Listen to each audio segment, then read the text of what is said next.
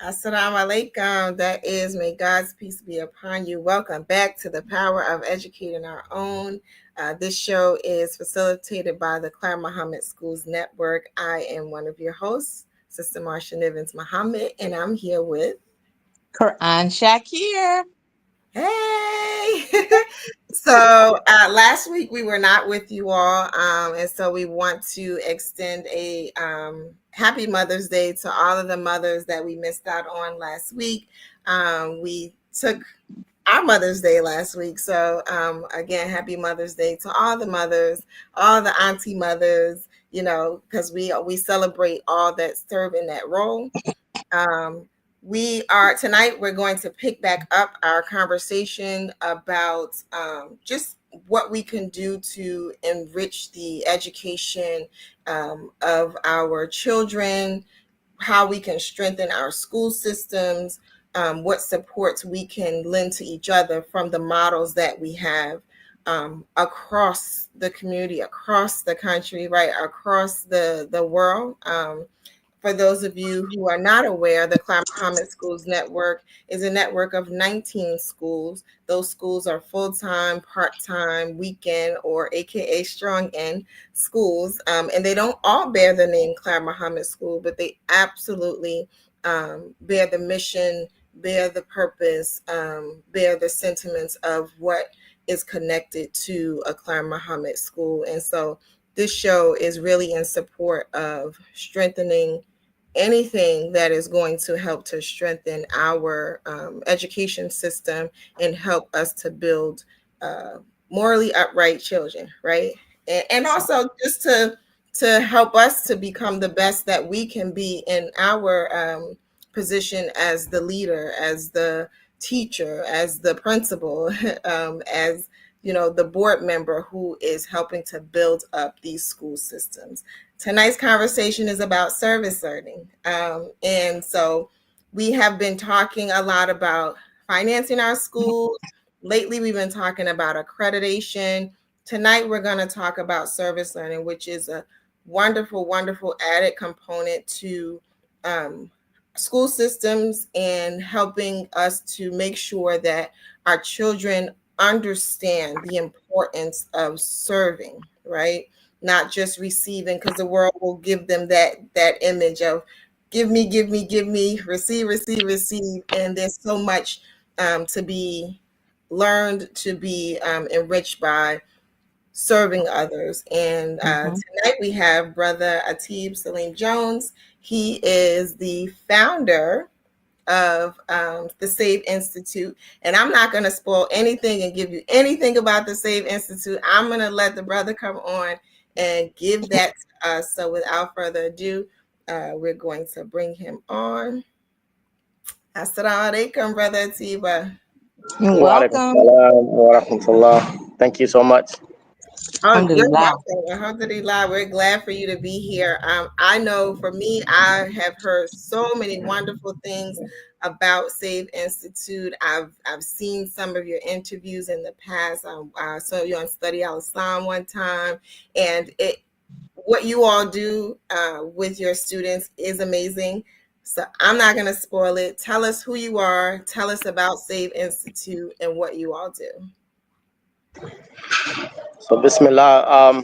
Again, it's an honor to be here with you all.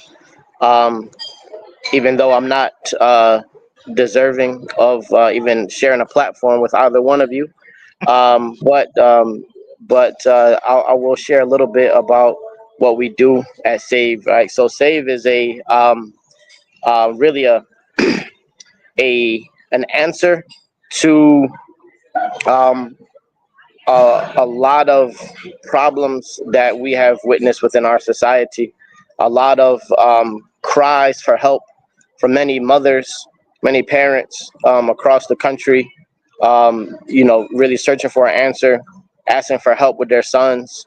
So this is a response to that. Save Institute is a response to that. In a day and age where we see so many atrocities happening amongst our black boys and young black men every single day, and unfortunately we don't see much being done about it. We don't really see many things, many institutions or organizations or schools really addressing these issues, and the result of that are things are actually getting worse. So Save Institute was really born in an effort to do something about that, and and in striving to do something about it and to be a solution to these problems, we've adopted a specific formula that was developed some years ago, which is embodied within the name of SAVE, and the acronym of SAVE, which is Service, Agriculture, Vocational Training, and Entrepreneurship. So all four of these elements come together as a formula, to really address, some of these things that I just mentioned. However, the S in SAVE is service, which is the topic of today. So I'll elaborate more a little later on that. Would you also, Brother Atiba, for our listening audience, give a little background about how long SAVE has been? Actually, I know it was born of a dream, and I've heard you talk about that dream, and I'd love for you to share that with the audience, and then to tell us, like, this is what year, how many students have actually graduated and gone through this program, because now we can say it's a proven concept. Absolutely, absolutely, yeah. It's been a long time in the making. Just for me personally, the past 25 years of my life has really been spent, working with youth, trying to figure out the best methodology for developing youth. I've worked in almost every capacity of youth development and education there is, and from youth around not just the United States, but teaching abroad as well. And about 12, 13 years ago, I went back to school and did a second master's degree in educational leadership, which gave me the opportunity to do just a lot of research on different models of education. And so after spending a lot of time doing the research, and also cross comparing it to a lot of the experiences I had in the actual field, that was the kind of the beginnings of the development of the concept, which was Mhm. around 2015, and it kind of finally came together. 2017 is when the actual concept of SAVE came about. It wasn't until 2019 that we actually then launched the organization, and started doing some pilot programs, so some smaller, test programs, some weekend programs, workshops, retreats, camping trips, and then 2021 we finally went ahead, um, after we got to the point of confidence, after like testing the model out on smaller levels and seeing like a lot of great results from it and a lot of very positive reactions from parents. 2021 we launched a full-time school. We started with just 17 students that first year, graduated two. That following year, graduated another eight, and then we graduated another nine. So right now we have a total of 19 graduates, and then five more graduating next week. We have our graduation is coming Saturday. So it's been a beautiful journey, and many of our graduates are now out in the world doing great things, and not just out in the world doing great things. Now we actually have some of them coming back, taking on roles of leadership within the organization. Two of our young men who graduated from SAVE 2 years ago are actually now not just working with us on a volunteer basis. They've actually joined our board of directors, right? So they're coming on in our highest levels of leadership, and really just making very strong impact. So it's been a beautiful journey, and beautiful thing to watch. I think that is amazing. That is amazing. Yeah, absolutely. And I love the fact that Save Institute is only for boys, right? Because we talk about the impacts of society on our young boys, right? And as many, opportunities that we can have to address and to combat, right? What is sort of around them. It's just it's just a better situation. And I see little things on social media that you all are doing, and it's wonderful to watch. I've seen on occasion moms respond in relation to what this has been for their sons, right? And it's so impactful, right? As a mother, I'm just like, I only have girls, so I don't have a son to send to you, but I just think of myself as a mom, and I'm like, to be able to put your son in an environment where he's going to be nurtured and cultivated to become an upright man is priceless, right? That's just like golden. And so for those of you out here who have young men in your lives, who can have your child be a part of Save Institute, I encourage you to learn more about this organization. But I want to talk about the service learning component, right? Like, why service, and how easy or difficult was it to sell that to a bunch of young men? So you'd be surprised, if you ask all of our students what's their favorite component of Save Institute, almost 100% of them will say the service trips. So it's been really amazing to watch. So the concept of service really is in service learning is not a new concept at all. It was something, earlier on in my work in education, it wasn't really on my radar. It wasn't until, doing that research that I was speaking about in graduate school, where I started learning about some of the statistics about, that described how when you involve young people in service at a young age, they are then much more likely to live lives of service throughout their adulthood, right? So if we want to create men and women who are out in our community, serving society, making the world a better place, all you have to do is just involve them in service at a young age. Learning about that just like blew me away. And then it also made me think about some of my own teachers, right? I had a spiritual teacher who would tell us stories about his personal development. He was a scholar. He is a very high level scholar. But he told us a story about how even after he had reached like almost like the pinnacle of like scholarship and knowledge, his teacher, when invited in to certain gatherings, had him, organizing the shoes or cleaning the bathrooms or, doing all of these things that, one would think like, okay, this is beneath me. But the point was that is a crucial aspect of development, to serve, to humble yourself, to not look at yourself as above anybody, to completely rid yourself of arrogance and have humility, and just get to work understanding that your role as a leader is to serve the people, not to boss people around. That's not what leadership is.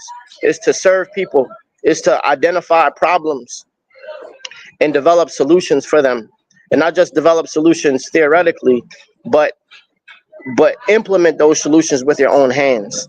And by doing so, you rid yourself of many of the diseases of the ego, and you step into being a type of human being that is always putting others before one's own self.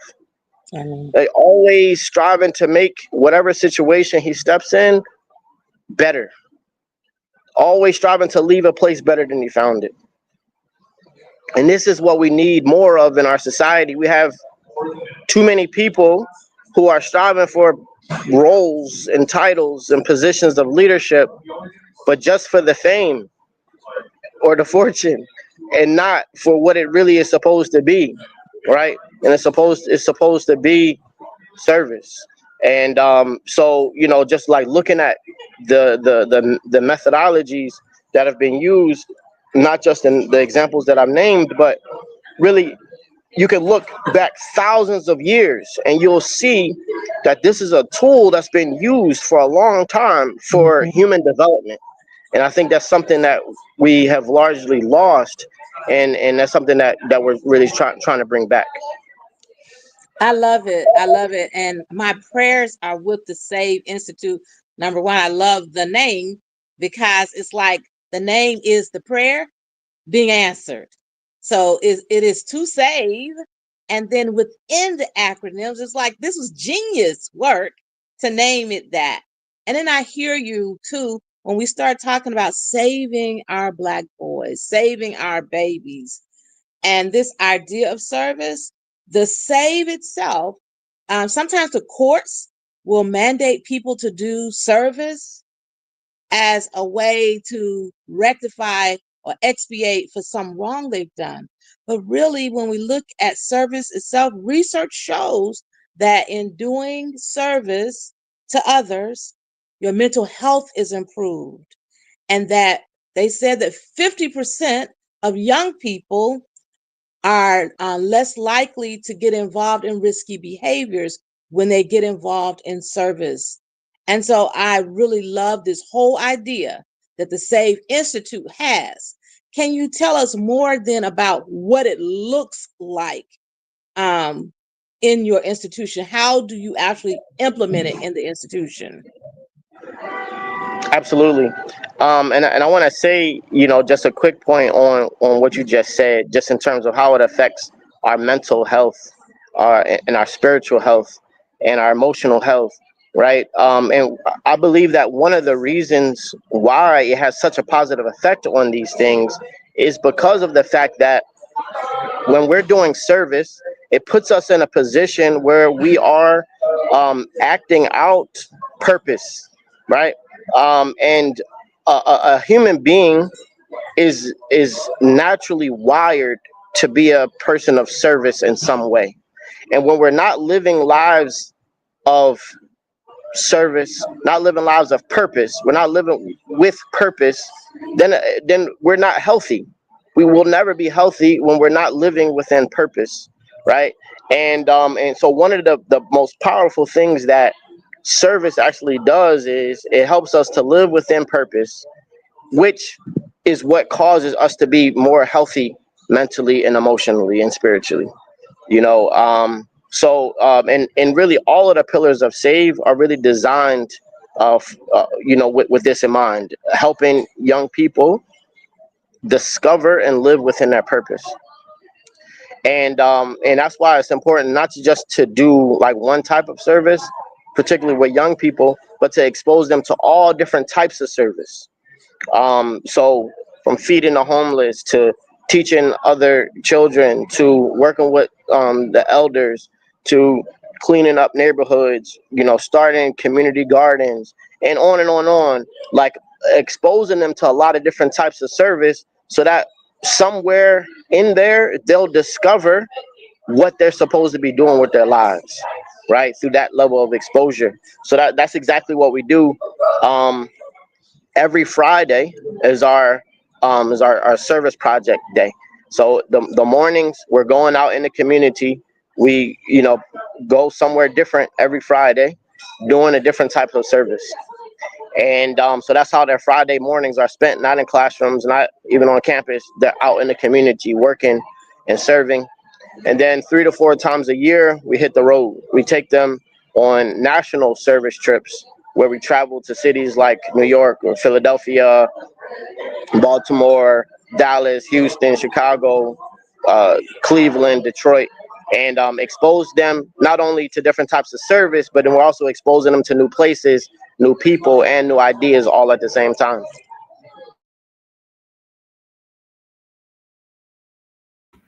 Yeah, I think that that is awesome, right? I'm probably going to keep saying that throughout this show because I really do love the concept of the Save Institute. For those of you who are just joining us, you are watching The Power of Educating Our Own. Tonight's guest is Brother Atiba Salim Jones, and he is the founder of Save Institute. We didn't mention it's in Georgia, right? Is it Atlanta? It is Atlanta. Okay. I thought it was Atlanta, but I wasn't sure. And it is a school for boys, and it's predicated on this service learning concept, which is what we're talking about tonight. And as Sister Karan mentioned a little earlier, the mission is really in the name, right? Save Institute. It is an initiative to save our young boys, right? Our young Black boys from the influences of society. We want to keep them whole and pure in their development. And this is a beautiful, beautiful, beautiful example of that. Before we move on with the conversation, I want to play a quick video. We're going to surprise Brother Atiba with this quick video. Atiba Jones is the founder and executive director of the Save Institute, an accredited, non-traditional high school experience that holds as its core values 4 pillars: service, agriculture, vocational training, and entrepreneurship. With Save Institute, we're on a mission. We're on a mission to save Black boys and young Black men from cycles of poverty, crime, incarceration, and lack of purpose. So we're on a mission to do something about it, to put a stop to these cycles. The mission for Save first took place in 2017 with weekend opportunities for young men and was later incorporated with 501c3 status in 2019 and launched its full high school program in the fall of 2021. The school provides hands-on learning opportunities that are coupled with academics to provide an out-of-the-box approach to the high school experience for young Black teens in Atlanta. All of the students enrolled in the Save Institute have launched and incorporated their own companies and prioritize service locally within their own communities, regionally, nationally, internationally, with service projects in other states in the U.S. and in the Caribbean. Through his commitment to Black male youth and his vision to create a space where thriving is possible, Atiba Jones has provided an accelerated high school experience that fosters community, enriches the educational experience, and truly lives into one of their mottos of bringing Black male youth out of poverty and into purpose. Thank you, Dr. Jones, for your heart for children. The Interfaith Children's Movement is proud to recognize and salute Mr. Atiba Jones as the 2022 Marian Wright Edelman Award recipient.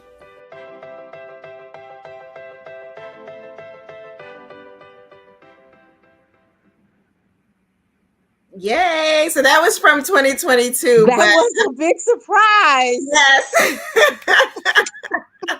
That was from 2022, but we wanted to be able to play that because it was beautiful that you received that recognition, because what you all have been able to do with Save Institute is really amazing, right? And it's not something that you see ordinarily in the education space. So hats off to you.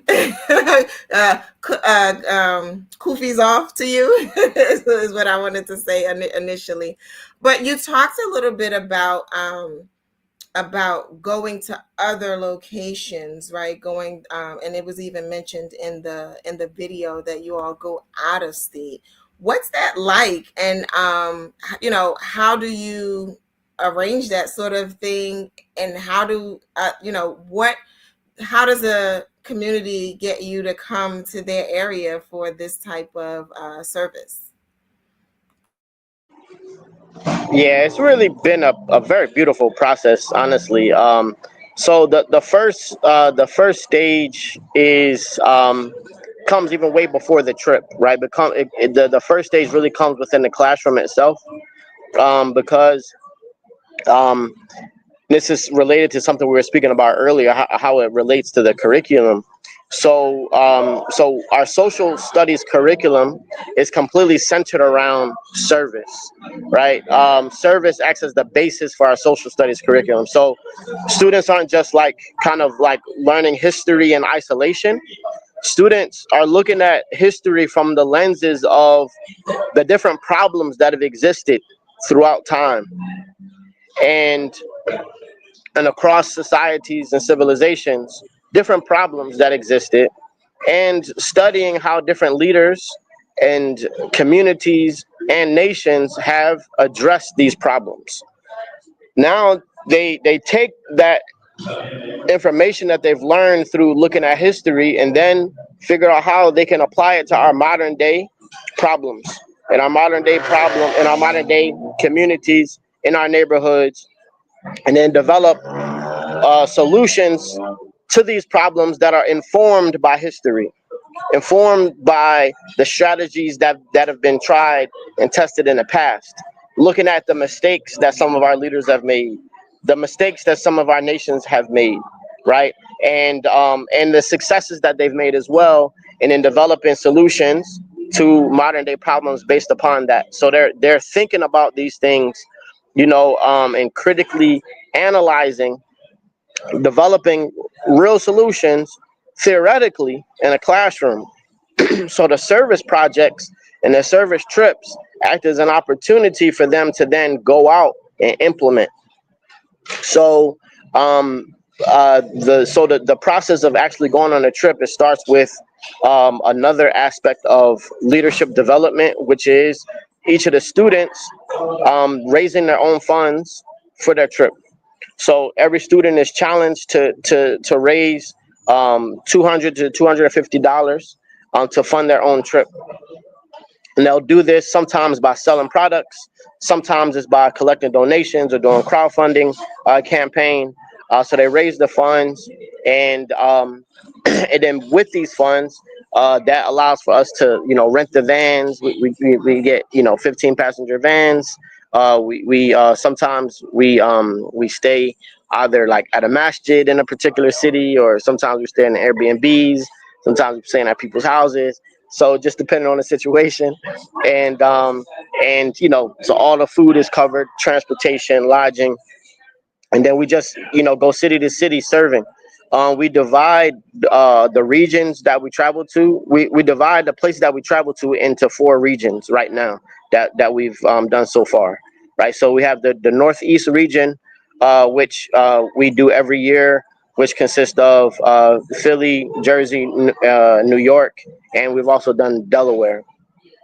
And then we have the Southeast region, which consists, we've mainly just done Alabama and Florida, and then Southwest, we've just done Dallas and Houston, and then Midwest, that's the Detroit, Cleveland, and Chicago. So and we specifically look at places that we are striving to impact, so we don't just kind of randomly go anywhere. We're targeting specific cities that we want to have a long-term impact on. Some of them have asked us to start a branch of Save Institute, in that particular city, which we're not ready for yet. But what it has resulted in more immediately is some of them have started sending their sons to us down here on campus as boarding students. Right, so we're serving the city, but then receiving some of their young men, and then now gradually sending them back after they've gone through the process, graduated. Now they're going back to their communities as leaders and the social servants. So not just through us coming up there serving, but now we have young men who've been through the process and they're back home now, serving on a daily basis. And one of the most beautiful trips that we've taken is when we were able to go down to the Caribbean. We took our students on a service trip to St. Croix in the Virgin Islands, which was not only a great experience for the students, very beautiful, but they did some real meaningful work and served some of the youth. Like we took them into one of the schools there, and they mentored the children. It was just an amazing experience. But what we're really trying to do, right, as our one of our biggest goals in regards to service, is by going into Africa, and that's actually in the works right now. So we're looking at both East Africa and West Africa. At 15 years old myself, I got a chance to participate in a youth group out of Philadelphia that took us to Senegal and Gambia for 2 weeks over the summer. Between my 10th and 11th grade year of high school, and that experience was one of the most impactful things on me as a urban teenager, right? So really, ever since then, I've been wanting to recreate that for other African American youth, especially. So we're actively working on incorporating Africa within our service trips. So this summer we're actually going to Tanzania and hopefully Kenya as well, and also trying to get to Gambia and Senegal. Really, trying to put things together to allow for us to go ahead and start implementing these, East and West Africa service trips. I love it. I love it. And I just keep saying, wow, wow. So, first, I want to say to our listening audience, if you've just tuned in, you are listening to The Power of Educating Our Own. And this is a program facilitated by the Clara Muhammad School Network. Today, we have the amazing Atiba Jones on with us from the Save Institute in Atlanta. But what I want to say also is, as we listen to Brother Atiba talk to us about service learning, the whole idea behind us having this as a subject for us to discuss was not so that we can discover the wonders of the Save Institute. We're doing that, yes. It is also for us to hear what's happening and think, can I duplicate something like this in my school or in my home even, or in my masjid? How can I go in and do something like this? Can I benefit from something like this to, quote unquote, save our children? The other thing that I want us to be mindful of is, because Atiba is very modest as he speaks, let us also think about, how do we help? How do we be of service to an institution like this that's saving our children and saving our community? So also look at, how do we channel our funds and our talents to you, Brother Atiba? How do we help the Save Institute? I mean, I think it's really the same as really anything of significance, right? What do we need? People ask that all the time. What do we need? We need everything, and we need everyone. And I mean, that's the honest answer. The beautiful thing is that alone I can't do anything. However, together we can do everything. And if we all put our minds together, our talents together, and our expertise together, it's really nothing that we can't accomplish. So that's I think that's the greatest way that people can support. Let's come together and let's really deeply think about some of the solutions to the problems that we're facing, and strategies that we can develop. And I think if we really do that, not just individuals, but then also as institutions, right? So the beautiful thing is, this platform is representing the network of the national network of the Clara Muhammad schools, which both of my siblings attended. I was the only one that didn't go, unfortunately. But I got a chance to witness them going to Clara Muhammad schools in Philadelphia, and so we have this network. But I think one of the most powerful things that we can do is, brainstorm as institutions, right? Because sometimes people very, I don't want to say foolishly, try to put effort like Save Institute as a competitor, opposition with Muhammad schools or Claire Muhammad schools. That's so far from the case. We all have the same mission, and we're all allies. We are just doing the same work from different angles.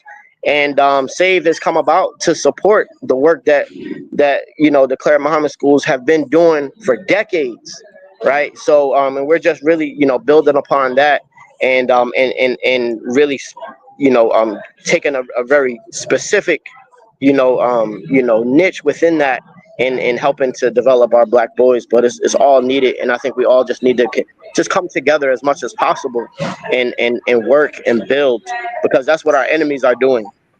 That's what our Yes. enemies are doing very well, and that's what we need to begin doing much more of. I like that because you know what it makes me think about. And Marsha, I know I'm sorry, I'm just jumping in there. I'm so excited. But what it makes me think about is, would we say when the left hand is trying to do something that is competing with the right hand, or if the left hand is trying to do something that's competing with the foot? No, we're one body, so we really have to see ourselves in that way. And my last question before my next question is it is related to what you talked about, the exposure and the experience that you give the students through the service. So that exposure to different cities, different communities, and even to go abroad.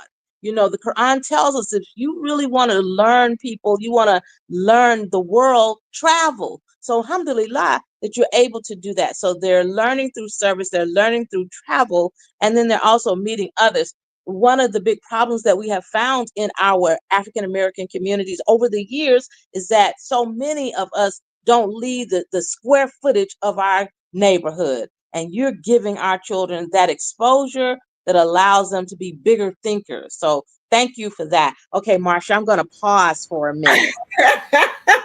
Don't pause too long, because I'm actually going to ask a question that is an extension of what you just shared, Quran, and that is, I want to know how the children respond to being in these service learning experiences. I know you talked about them, this sort of being their favorite parts of the Save Institute, but like, give us some, feedback that you've received from the children, for traveling to the various different areas and doing certain types of projects. And I guess too, as you're answering that, tell us the projects, because you mentioned a little bit about like feeding the homeless and different things like that, but give us an understanding of all the different types of projects that you all have done. Yeah. So, I always smile when I start talking about it, because it's just been such a beautiful process, and a beautiful thing to witness. Because at one point it was just like a concept and a theory, and actually seeing it play out is just really beautiful. And just seeing how much the youth appreciate it and they enjoy it. And like I said, we do a lot of different types of service. But we have like three core types of service, three core categories of service, which are feeding, mentoring, and land cultivation. So through the feeding, that's primarily been feeding the homeless, but we also do other types of feeding as well, not just homeless. Mentoring is where we go into other schools and recreation centers, and give our youth the opportunity to teach what they've been learning at Save. Teach all of the different components, but we have them teach, as a core. The core of what they teach is centered around what we call the 40 principles of good character. So every day at Save, our students are reviewing this list of 40 different principles of what good character looks like. So they're reviewing these every single day, and then when we go out to do the mentoring service projects, they become the teachers. But before we even send them out to be the teachers in the community and at these other schools, they're teaching each other first, right? So in our morning huddle every day, they stand up and they have to take a principle and they speak about it. They're teaching and they're reviewing, and then we go out into the schools. Now they're on a much larger platform with a much larger audience. So they do it in large audiences, but then we also have them like break out into smaller groups, and they are facilitating their own workshop, with these other students from these other schools, including Mohammed schools of Atlanta, right? So we've been there a few times, and it's been a beautiful thing to witness that exchange, and so that's the mentoring piece, and then the third is the land cultivation, which is primarily like either like installing new gardens or farm spaces or helping with maintenance of them. Sometimes elders in the community just need some yard work done. Sometimes people they have like a homestead farm in their backyard. And they need some support. We'll go in and help them with that. So different things like that. So those are kind of like the three core categories. The types of projects that the students always love the most and they always ask for are the ones that involve serving people directly. This has just been my observation. They love feeding the homeless, and I just find that profoundly deep. Like, what is it within the hearts of these young people that find so much satisfaction in feeding people in that way? It's amazing. It's amazing. And they just want to keep doing it. Like, when are we going to go again? So and it just proves that these types of things are what we are supposed to be doing, right? It's what makes us whole. So when we give our children that experience and that the opportunity to do things like that is really, it's really making them whole.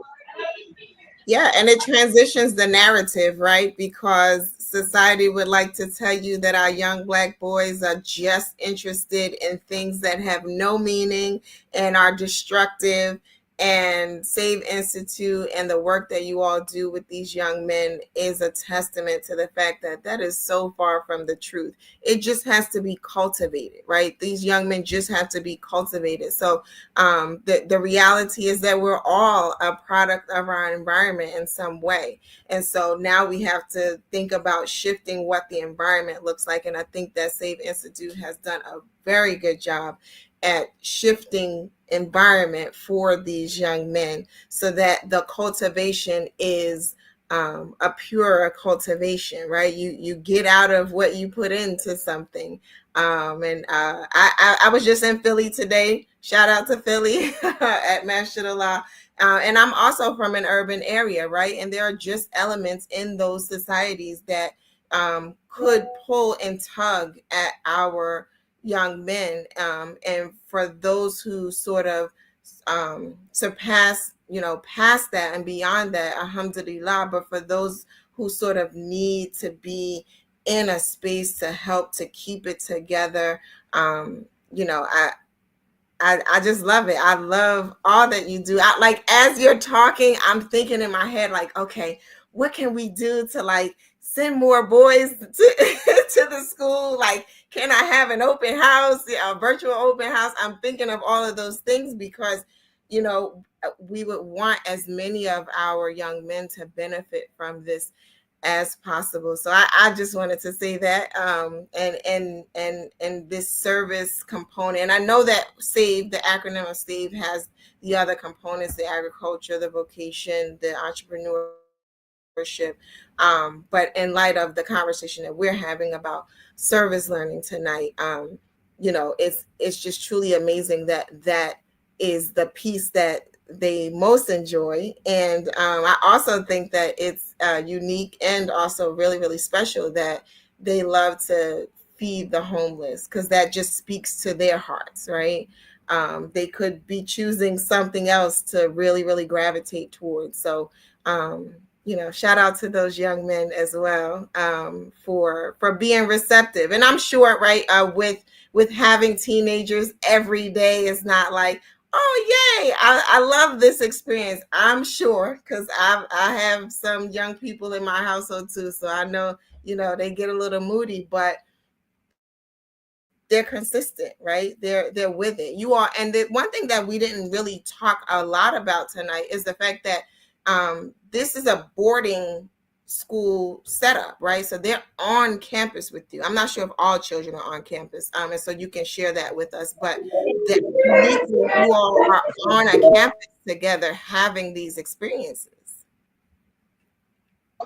Yeah, so about 1/3 of our students right now are boarding students, so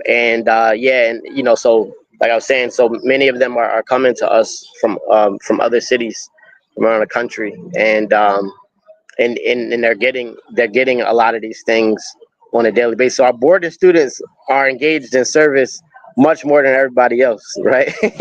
Is anytime something that's need to be done or somebody calls on us, if there's a weekend project that comes up, all the boarding students are the first ones nominated. So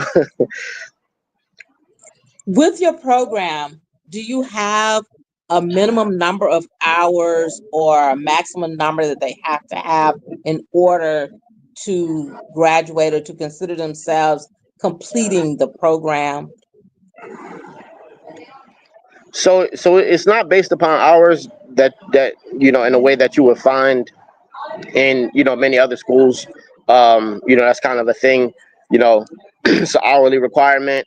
They do the hours, check, and oftentimes in those types of systems, it just becomes about just getting that sign off on the hours versus the experience itself. So we haven't taken that approach, but it's just very deeply woven within the experience of just being a student that that and it's like it's also not a separate thing, right? So we have like, whereas like you have classes here and then now service over here. No, like service is a part, like I said, a part of our social studies curriculum. You can't pass your social studies class and not engage in the service, right? They go together. It's all one. And so yeah, it's just kind of deeply woven within the culture itself, I would say. I mean, and so much so that this approach, what's happened is that now our alumni, this is not just our students, our alumni who are they're in college and their apprenticeship programs, they still want to come back. Oh, can I go on a service trip? Can I go on a service? I'm like, yeah, come on, and so they come on our service trips too. Listen, I want to go on a service trip too. Y'all been to St. Croix and and all these places. I will go feed the homeless with y'all. But no, I really would go just to be able to experience that with these wonderful young men, right? To see them in their element doing their thing, right? So I because it's just unique. It's just unique. So one of the what I find is that there are not a bunch of efforts that cater to helping to develop this segment of our population, right? And so anytime that you find an institution that is doing that, it's just extra special. There's no really, I don't have any super sophisticated words to say to that. It's really just extra special, and there are so many young men that can benefit from this. And so I wanted you to talk. I know we're talking service learning, but I also just want people to know like how they could connect with you all at the Save Institute and connect the young men in their lives to your institution, and even for just people in the community who have you talked earlier about sharing expertise and being able to give in that way, like how they do that, right? So one, how can we send our young boys to you? What capacity do you have for that, and how can people lend their expertise to you all? Yeah, so we are still very intentionally remaining small and not opening our doors all the way open yet. Um, this year we've had 30 students with us. Next year we're allowing for an additional 10 more to come in, with making it a total of 40 as a maximum. And one of the reasons for that, not only because we're really still striving to perfect the model, but also because of the fact that we are tuition free, right? So it's a private school, but it's a tuition free private school. So none of our students, none of their parents pay tuition for them to attend. Um, so we're striving to build a model where education is accessible to everybody, right? So a big part of our mission is to really figure out the system that can like really create, that type of dynamic where we can have um, not just a school, but a network of schools where we're serving thousands and thousands of students without any barriers, right? That's accessible to everyone. So so we are right now currently accepting applications. Families can complete the enrollment form on our website at thesaveinstitute.org. But what we do is interview every single potential student one on one, and the primary thing that we're looking for is a young man that's motivated. It doesn't matter what his academic background has been or his behavioral background has been. What matters most to us is he motivated to strive towards excellence? Is he ready right now to embark upon a process that's going to help to develop him into a good young man? And as long as he's willing and ready, then we accept him with open arms, no matter what the background is, really. And so we have again open. We have enrollment open right now for anybody who's interested in completing that form. And you service middle and high school boys. Just want to make Yes. that clear to everybody. Yes. Wonderful. And so I'm also also want to get your I guess it would be like your expertise or recommendation, right, for other institutions who want to incorporate service learning into their programming. What would you suggest that they do? How would they get started with that kind of thing? Being that it may be something new and unfamiliar to them. Yeah. I think the first step in implementing service learning is to shift our mindset in regards to what education looks like. Education doesn't only take place inside of the classroom, right? And it's okay to take a pause on the classroom stuff and take the students out. And it's not taken away from their learning, it's enhancing their learning, drastically enhancing their learning. So I think that's really the first step, because a big barrier within a lot of schools is like, oh, we just don't have time because we have to do all of this stuff and meet these standards and prepare them for these tests. And so we have to take a step outside of like how we traditionally approach education, and understand that like this is just as important, if not more important, than all of these other things. And then once we shift that mindset, then we'll be able to prioritize more, right? And we'll make the time for service. We'll make the time for it. So I think that's really the first step. And then after that, I think the rest is easy. It's there's no shortage of problems in our neighborhoods, in our society.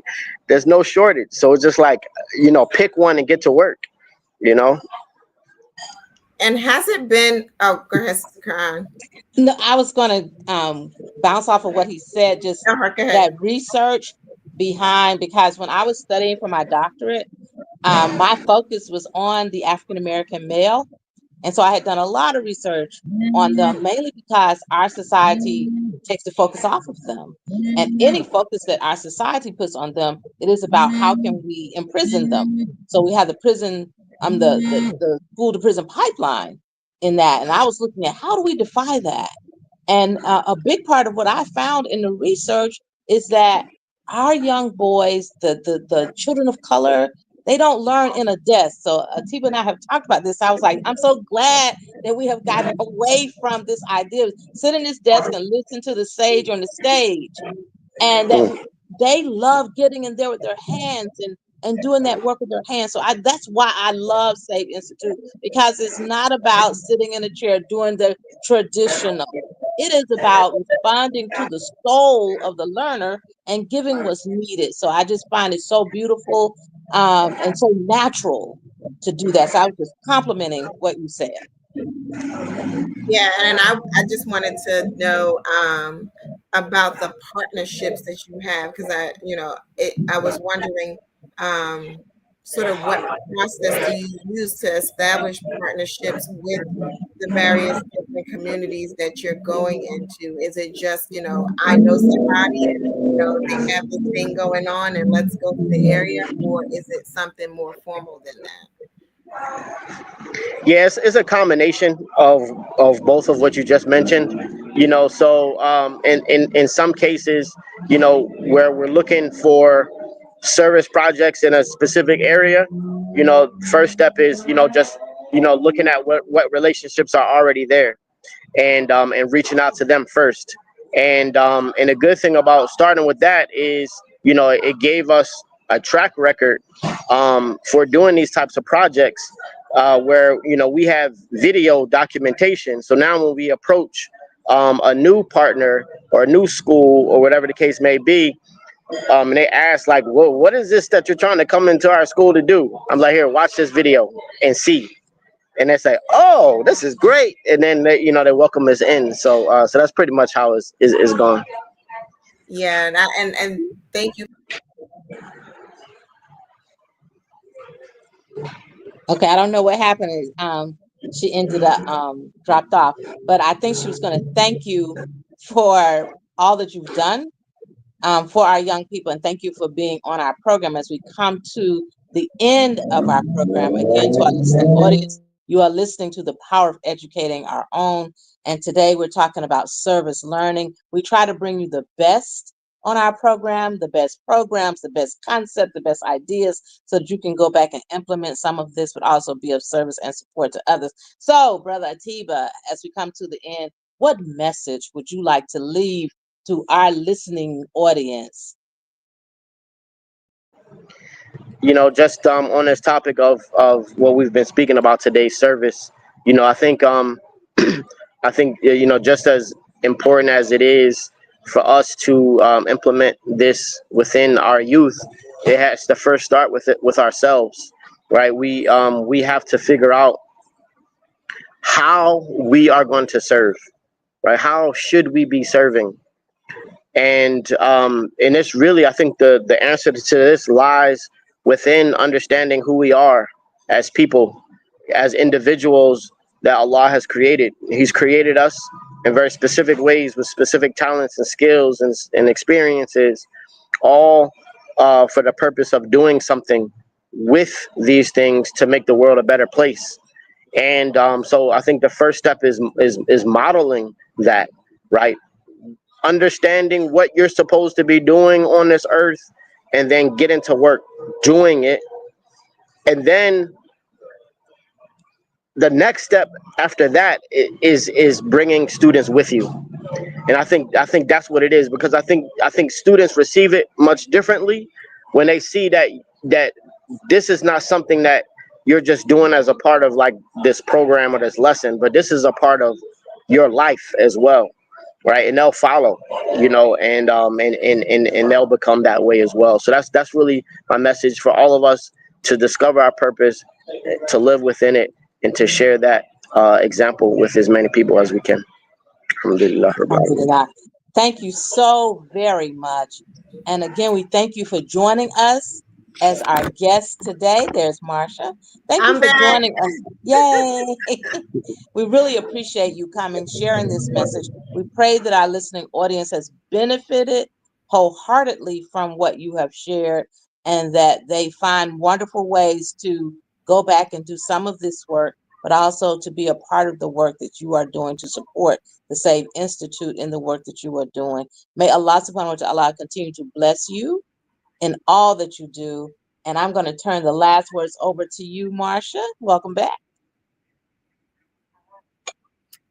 Yes, and so I just wanted to also extend the thanks to you coming on and sharing what you all do. It is very amazing. I also wanted to share some comments from our viewers. Brother Bilal Hakeem says very good information and interview, and I wanted to share his previous comment that said, I really love what you all are doing with Save Institute. I was blessed to interact with some of the students on the campus, and so I wanted to make sure that we got those comments in there from our dear brother who has had the opportunity to experience you all. But it's wonderful. It's wonderful. And, I don't, like I said, I don't have any super sophisticated words to add to it. It's truly amazing what you all do.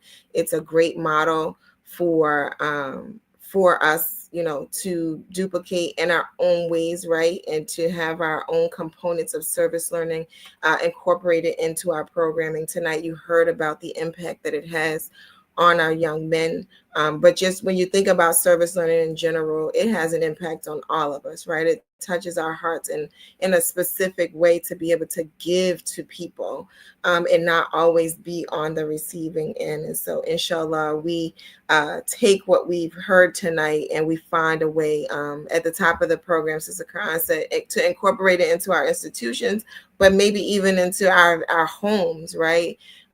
So that we're able to be that much more enriched. So again, thank you, Atiba, for being with us. It has been a pleasure. Any last words from you?